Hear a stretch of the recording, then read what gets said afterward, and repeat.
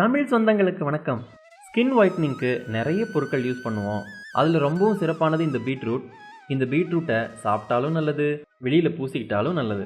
இதில் நிறைய anti oxidants இருக்குது. அதனால் நம்ம தோலை எப்பயுமே இது இளமையாக வச்சுருக்கிறதுக்கு உதவும். ஸ்கின் பிரைட்னிங்க்கு சரியான தேர்வு இதுதான். கரும்புள்ளிகள் மறையவும், தோலில் இருக்கிற டெட் ஸ்கின் செல்ஸை நீக்கிறதுக்கும் பெரிதும் உதவும். இதனால தான் பீட்ரூட்டை செலக்ட் பண்ணேன். இப்போது இதோட தோலெல்லாம் நீக்கி எடுத்துக்கலாம்.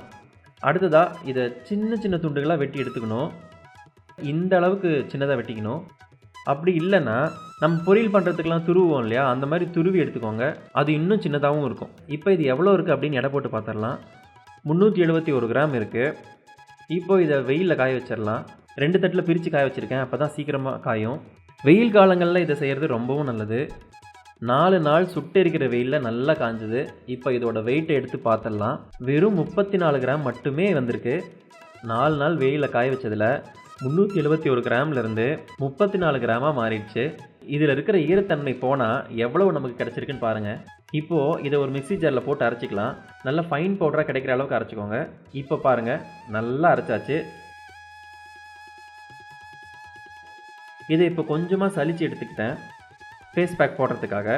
வேணும்னா முழு பொடியும் நீங்கள் சலித்து எடுத்து வச்சுக்கோங்க. இதில் ஒரு 4 சிட்டிகை மட்டும் பீட்ரூட் பவுடர் எடுத்துருக்கேன். இதில் 1 ஸ்பூன் தயிர் இப்போ போட்டுக்கலாம். இது நல்லா கலக்கி விட்டுக்கோங்க. தேவைப்பட்டால் இதில் ஒரு 4-5 சொட்டு பன்னீர் கூட விட்டுக்கோங்க. இதை எடுத்து ஃபேஸில் அப்ளை பண்ணி பாருங்கள் எப்படி ஒரு ரிசல்ட் கிடைக்குது அப்படின்னு. எங்கேயாவது ஃபங்க்ஷனுக்கு போகிறதுனா அதுக்கு முன்னாடியே இந்த ஃபேஸ் பேக்கை போட்டுட்டு முகம் கழுவிட்டு அதுக்கப்புறமா ரெடி ஆகி பாருங்கள். ஃபேஸ் ரொம்ப சூப்பராக இருக்கும்.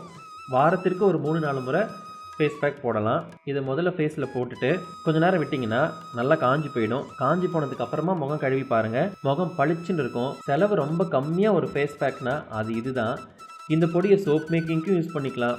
இது கூட அரிசி மாவோ அல்லது கடல மாவோ சேர்த்து கூட நம்ம ஃபேஸ் பேக்கை போட்டுக்கலாம். அது நம்ம விருப்பம் தான். இதை கண்டிப்பாக முயற்சி செஞ்சு பாருங்கள். செஞ்சு பார்த்துட்டு எப்படி இருந்தது அப்படின்னு கமெண்ட்டில் ஞாபகமாக சொல்லுங்கள். தொடர்ந்து இதே மாதிரி வீடியோஸ் பார்க்குறதுக்கு அறம் ஃபுட்ஸ் சேனலுக்கு ஞாபகமாக சப்ஸ்கிரைப் பண்ணுங்கள். நன்றி.